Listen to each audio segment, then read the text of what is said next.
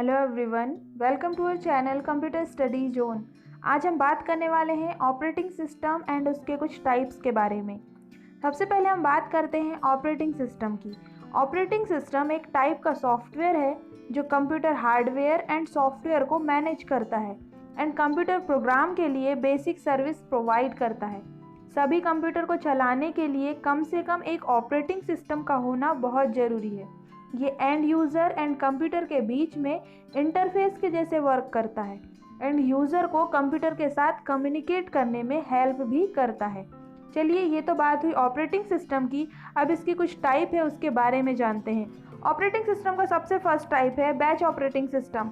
इस operating system का use second generation के कंप्यूटर में पहली बार हुआ था। इसमें एंड यूज़र एंड कंप्यूटर के बीच में कोई डायरेक्ट कनेक्शन नहीं होता था। अगर हमें किसी इनपुट डेटा को कंप्यूटर में प्रोसेस करना हो तो उसे एक जॉब के फॉर्म में रेडी करते थे।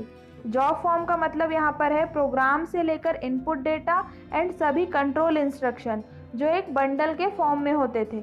इसके बाद यूज़र उस जॉब को पंच कार्ड में इनपुट कर देता था, क्योंकि उस टाइम पर इनपुट डिवाइस के फॉर्म में पंच कार्ड का ही यूज़ किया जाता था। इस जॉब को कंप्यूटर में प्रोसेस कराने के लिए एक ऑपरेटर होता था जो सभी सिमिलर जॉब को एक बैच में कन्वर्ट कर देता था। एंड सिस्टम भी एक टाइम में एक ही जॉब को लेता था, उसे प्रोसेस कराने के बाद दूसरी प्रोसेस करता था एंड एग्जीक्यूट करता था।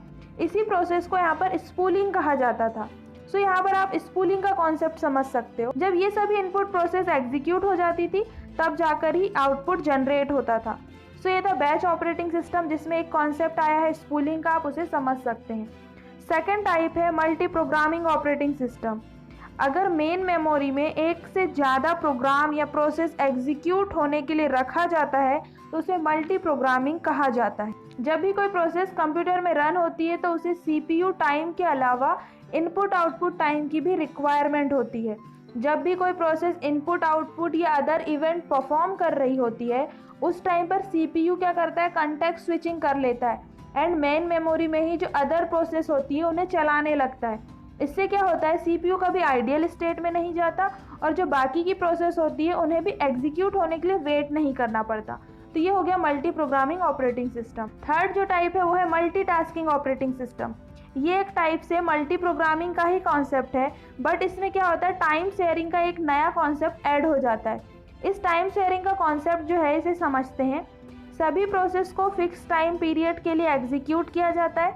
उसके बाद सीपीयू मेन मेमोरी की अदर प्रोसेस को एग्जीक्यूट करने लग जाता है। ऐसे ही टाइम के अकॉर्डिंग एक के बाद एक प्रोसेस एग्जीक्यूट होने लगती हैं। इससे क्या होता है, सीपीयू की जो स्विचिंग होती है वो बहुत फास्ट हो जाती है, जिससे यूज़र को एक इल्यूजन क्रिएट हो जाता है और लगने लगता है कि ये सब प्रोसेस एक साथ ही हो रही है। बट ऐसा नहीं होता है, क्योंकि सीपीयू एक टाइम में एक ही प्रोसेस करता है। एंड प्रोसेसर जो होते हैं वो बहुत स्ट्रांग होते हैं, जो सभी प्रोसेस को हैंडल कर लेते हैं। यहाँ जो फिक्स टाइम रहता है इसे ही टाइम क्वांटम कहा जाता है। इस ऑपरेटिंग सिस्टम को टाइम शेयरिंग ऑपरेटिंग सिस्टम भी कहते हैं। सो हमने बैच ऑपरेटिंग सिस्टम में देखा कि वहाँ पे स्पूलिंग का कॉन्सेप्ट आया था। एंड जो मल्टीटास्किंग ऑपरेटिंग सिस्टम है, यहाँ पर टाइम क्वांटम या फिर टाइम शेयरिंग ऑपरेटिंग सिस्टम, ये दो नई टर्म ऐड हुई है।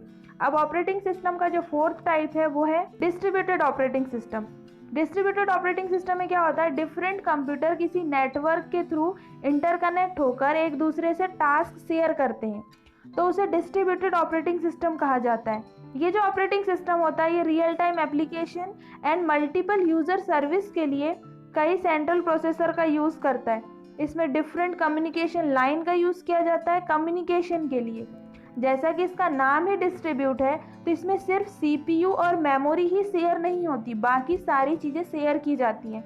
और इसी वजह से इसे लूजली कपल्ड सिस्टम भी कहा जाता है, क्योंकि ये मोस्टली सभी चीज़ें शेयर कर लेता है, सिर्फ सीपीयू एंड मेमोरी को शेयर नहीं करता।